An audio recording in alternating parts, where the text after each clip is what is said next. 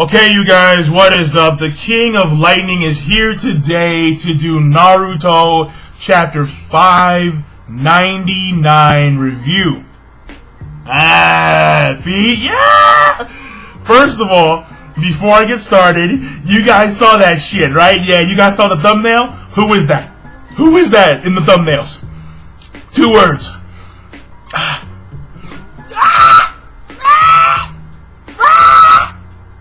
Son Goku! Fucking love Goku. That's right, nigga. That is the person who Tobi should have been. Fucking Goku, not fucking Obito. What? It's you, Obito. Like no one. Like what the? No.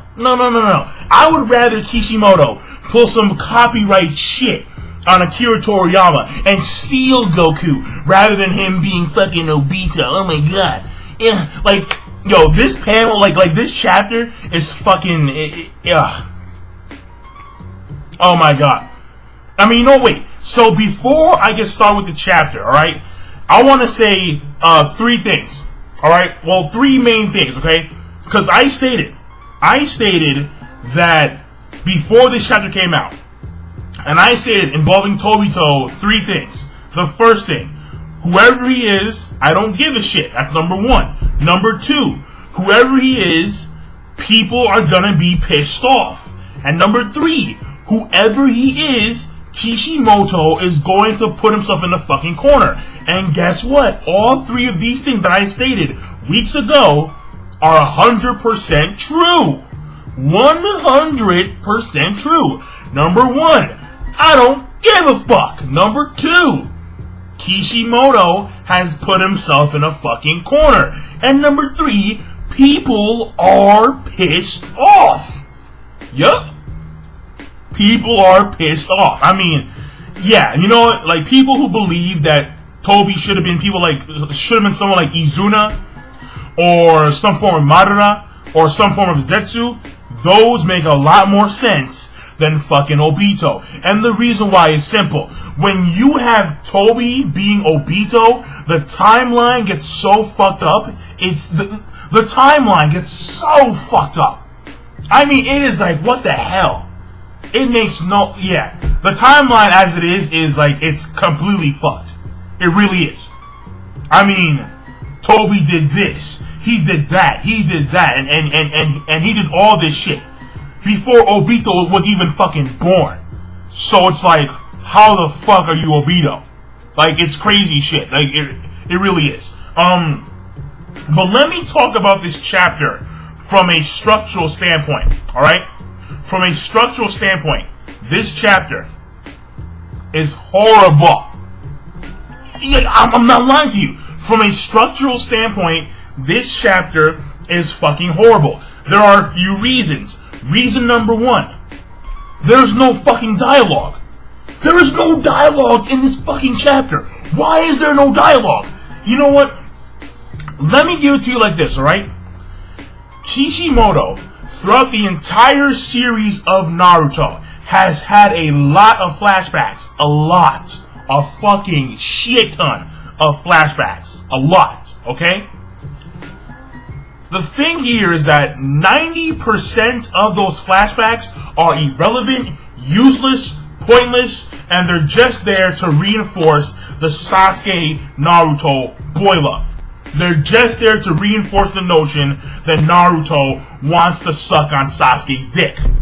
That is a majority of the flashbacks in Naruto. True shit. I mean, we all know that Naruto in his little apartment in Konoha has a Sasuke dildo. We already fucking know that. That shit is confirmed. That shit is confirmed. However, this flashback is an exception. Just like the Kushina Minato flashback, this flashback should also have been an exception. However, when it comes time to deliver, when we finally have the opportunity to see why Obito went dark side, we get no fucking dialogue. None! It's like, what the fuck?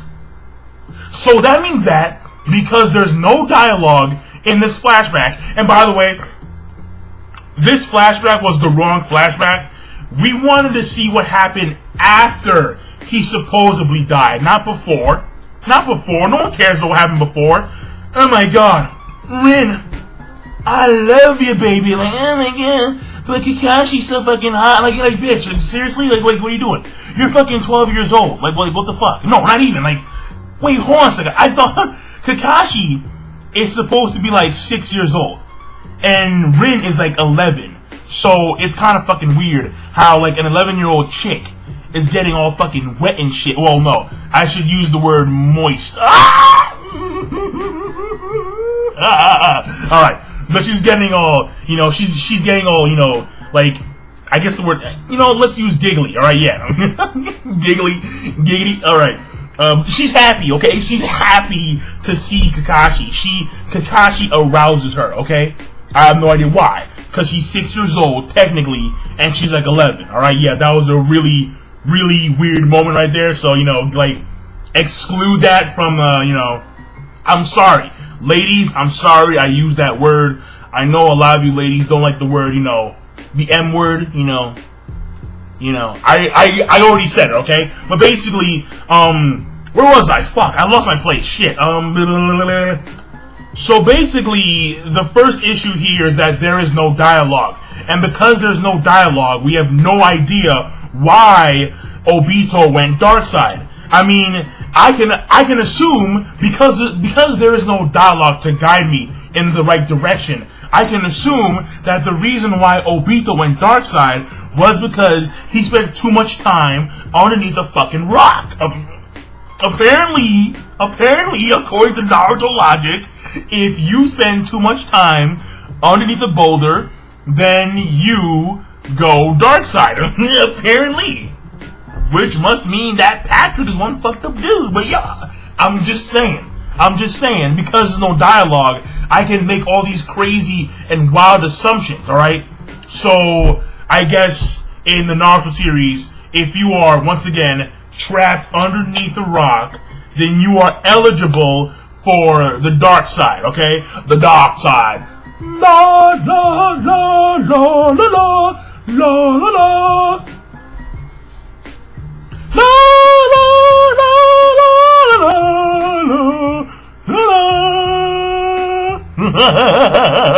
Alright, now the next thing I want to talk about, okay, the next reason as to why this chapter was, again, from a structural standpoint, bad, is because there were a lot of fuck-ups.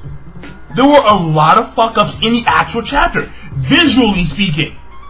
The main fuck-up from a visual standpoint was the Hokage faces. There is a scene where we see Obito, and Obito is merged with the Hokage faces. So, explain to me why Namikaze Minato's face is on the Hokage faces. We all know that Namikaze Minato became Hokage after the Third Great Ninja War. He became Hokage after Obito died. So why the fuck is his face on the Hokage faces? That's a fuck up. That's an actual visual fuck up from the chapter. And the problem here is that it wouldn't have been such a big deal if there was actual dialogue in the chapter. However, this chapter was all visual. So when there's a visual fuck up, it sticks out like a sore thumb. And then the next visual fuck up is Kakashi.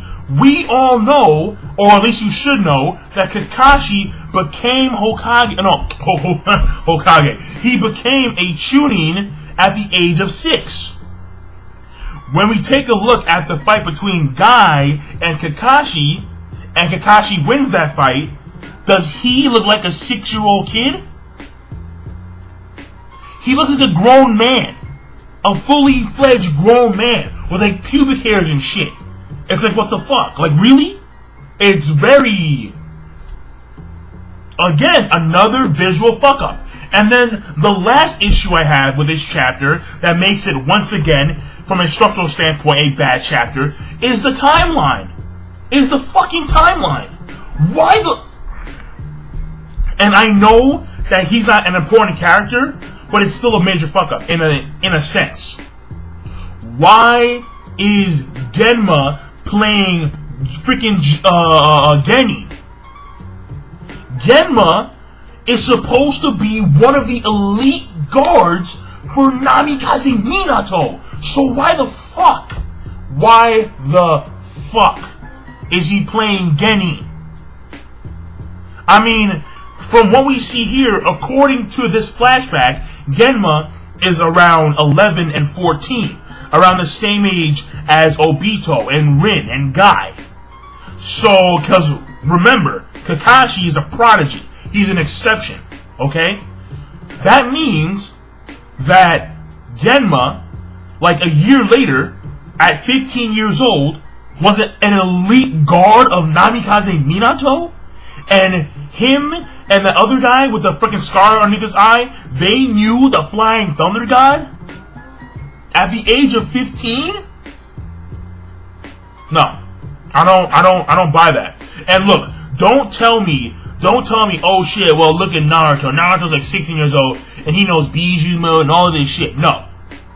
Even Naruto and Sasuke are the only exceptions in that generation. The equivalent back in the day would be like Kakashi and Guy.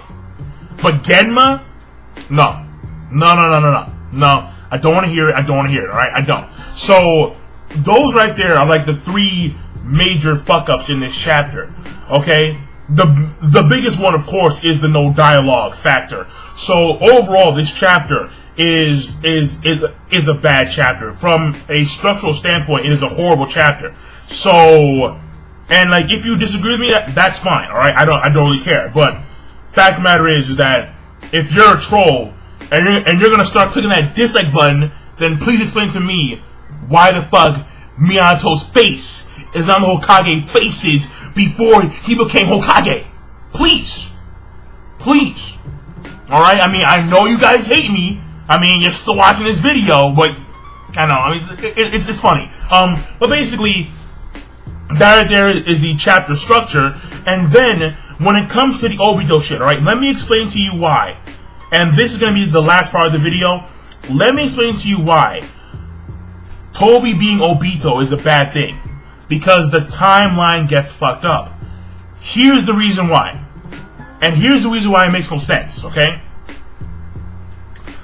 Tobi fought Minato after he, like we all know, like 12 years ago from the start of the series, the Nine Tails came, and then Kakashi, and then Obito, and Tobi and Minato had their fight.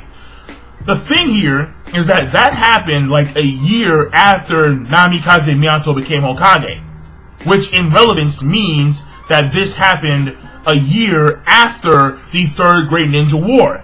And during that point in time, Obito was 13 years old. So you're telling me a year later, and mind you, Obito had just unlocked his Sharingan in that fight. 2 totems, not a full 3 totem Sharingan, a 2 totem Sharingan. So you're telling me, after he unlocks a 2 totem Sharingan near death, he comes back a year later with the ability to control the Nine-Tailed Fox and space-time migration. No.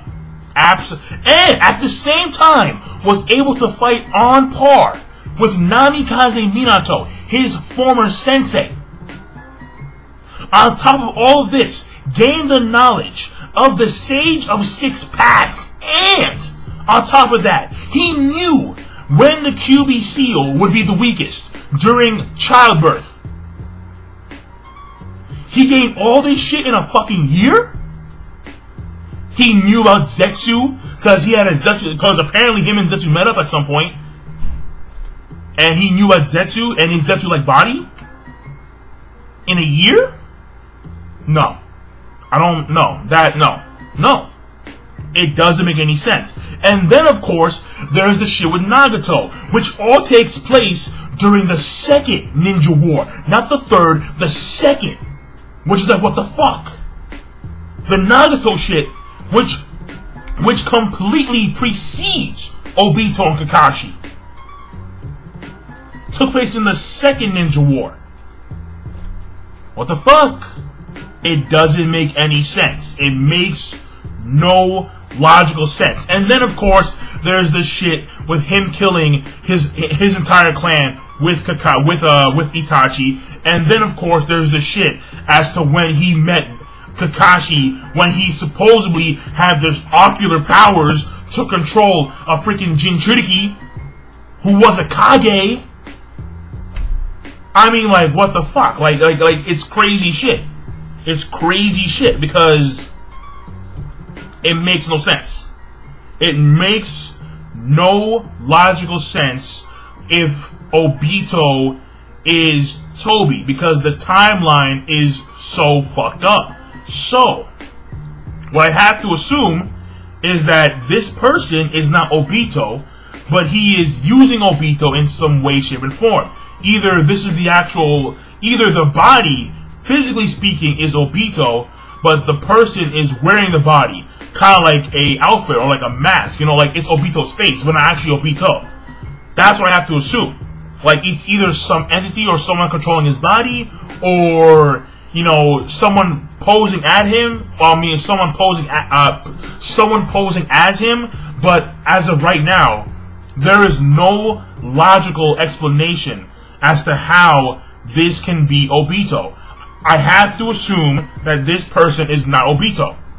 Otherwise, if that's the case, then Kishimoto fucked up big time. And I don't want to hear, oh my god, man, wait, man. But, like, you gotta wait in order for like, Kishimoto to, like, explain it. Some of these things are inexplainable. You just cannot explain them. Like, unless he somehow gained the whole entire thing with, yeah, I can, like, rewind time and shit. Then, I mean, even then, that's unexplainable, because he only had a 2-totem Sharingan. So it's like, what the fuck? Like, no. So, I'm just saying. But, I'm done. So, I'll see you guys later. Be sure to rate, comment, subscribe as always, and leave your thoughts down below. And I'm signing out. Peace. Have a nice day.